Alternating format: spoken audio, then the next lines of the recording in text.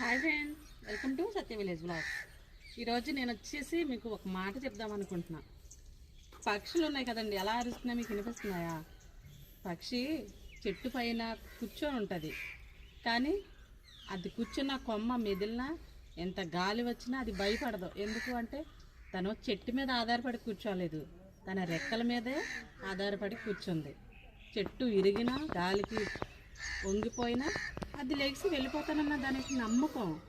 కానీ ఈ మోడల్ ప్రపంచంలో మనుషులు వచ్చేసి ఎలా తయారయ్యారంటే పక్కింటి వాళ్ళు అది కొన్నారు, ఎదురింటి వాళ్ళు ఇది కొన్నారు, వెనకింటి వాళ్ళు ఇది తెచ్చారు అని చెప్పేసి మనకున్నా లేకపోయినా ఈఎంఐ ఉంది కదా, ఈఎంఐలో తీసేద్దాం, ఇది తీసేద్దాం, టీవీ తెచ్చేద్దాం, ఫ్రిడ్జ్ తెచ్చేద్దాం, ఏసీ తెచ్చేద్దాం, కూలర్ తెచ్చేద్దాం, ఎలా తయారైపోయారండి.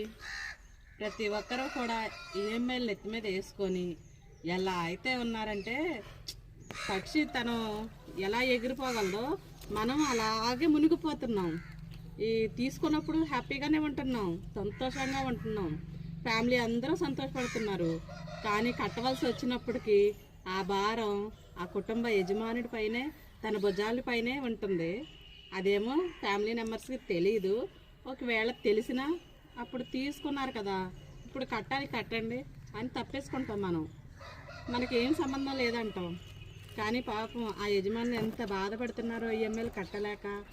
ఒకవేళ కొంచెం హెల్త్ ప్రాబ్లాలు వచ్చి లేదా కుటుంబంలో ఆర్థికంగా ఇబ్బందులు అయ్యి ఈఎంఐల విషయంలో ఎంతమంది అయితే బాధపడుతున్నారో